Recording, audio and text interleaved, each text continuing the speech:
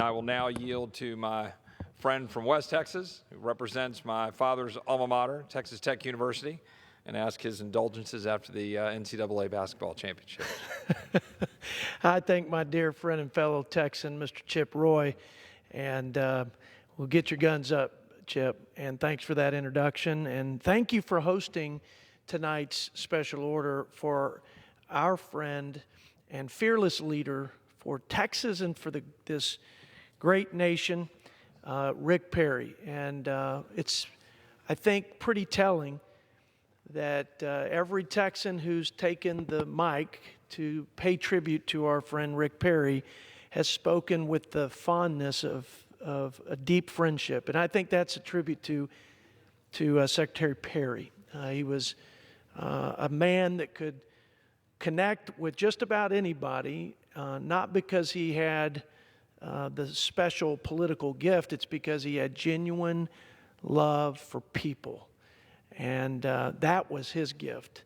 And I am glad that God saw fit to allow him to deploy that as our governor, as secretary, and in public service for many, many years.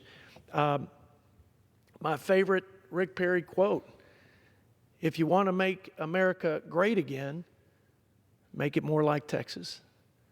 Mr. Speaker, in the summer of 2017, Energy Secretary Rick Perry unveiled a vision for our nation, not only to become energy independent, but energy dominant. Predictably, some in the mainstream media responded by dismissing it as overly ambitious and unrealistic. The Washington Post said about his vision that it was, quote, dominated by misleading claims.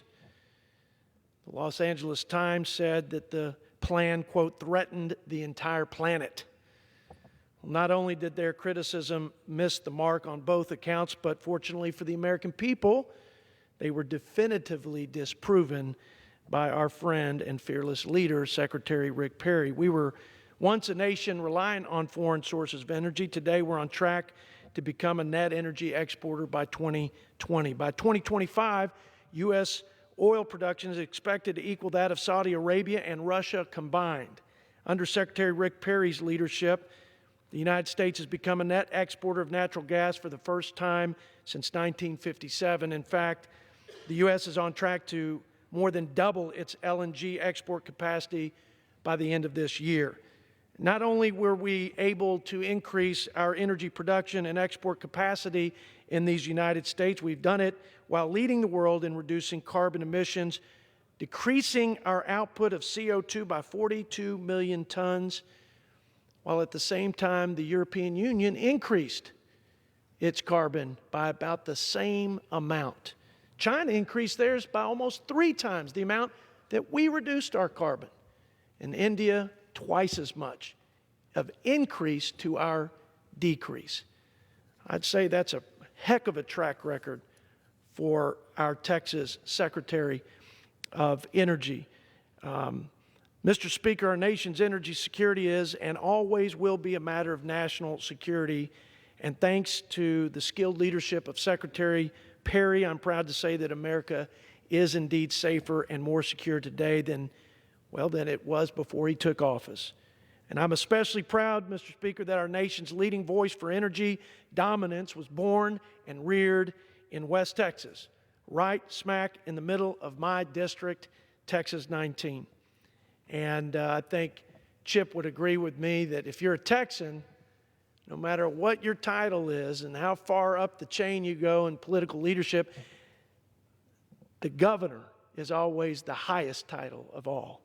And so I'm going to call him Governor Perry. I can't wait to refer to him as Governor Perry again. Rick Perry is a 5th-generation Texan. He's from Haskell, USA, which is 50 miles north of Abilene. And I remember introducing him once in Lubbock and saying that there are some people and politicians that have street cred, and then there are some who have farm-to-market cred. And where I come from, Chip, farm-to-market cred is more important. He had a bead on all things rural America because he was rural America.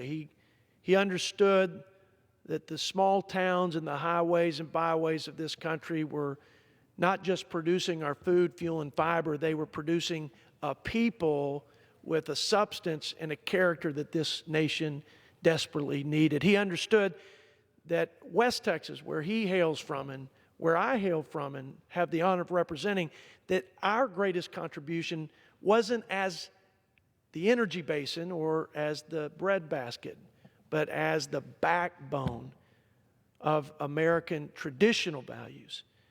And I so appreciate that, and nobody was a greater champion or a stronger voice. We heard his background tonight. I want to thank him for his service to our country, wearing the uniform. He served at Dyess Air Force Base, which is the largest B-1 bomber base in the country, and it's also in my district. And of course, he went on to serve as state representative, ag commissioner, lieutenant governor, and of course, the longest-serving governor in the history of Texas. And Chip, I think you'd agree with me, he was the quintessential Texas governor. He had that boldness, that optimism, that indomitable spirit that embodied Texas. He had that Texas swagger, and he was confident, but he was humbled to know he needed the right team, and he needed help from everybody to take Texas to that next level.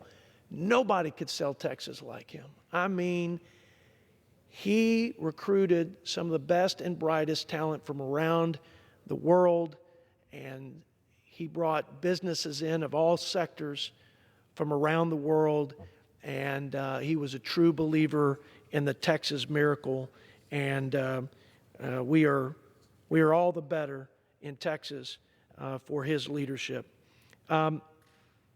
Like all good West Texans, I would say, Chip, the bottom line is he was a salt of the earth guy, and he was a straight shooting guy. And so let me do a little straight shooting for the American people with respect to what kind of nation the United States is on account of his leadership over the last couple of years. U.S. energy production reached a record high.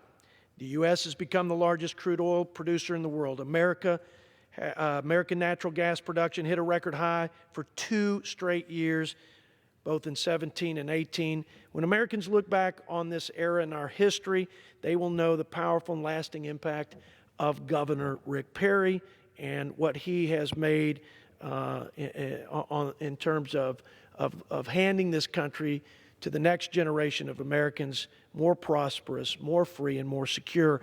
They will know that our producers in West Texas and across this country were empowered to unleash a new era of American energy dominance.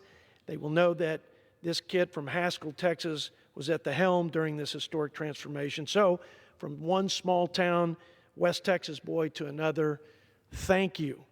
Thank you for your service. Rick, thank you for the sacrifices that you've made.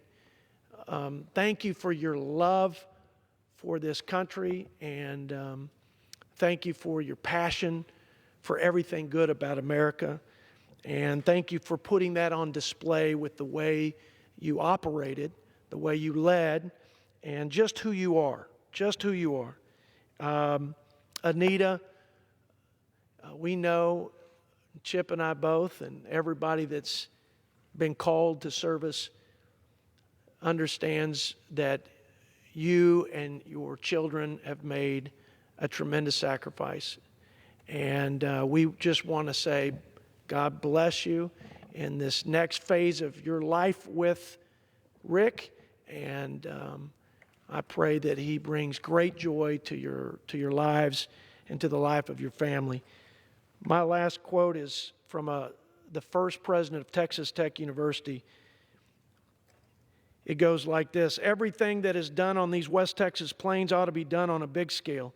It's a part of the country that lends itself to bigness. Chip, Rick Perry was a small town kid with a big heart, and he's made a big impact on these United States. So God bless you, Rick Perry, and God bless this great nation, and go West Texas.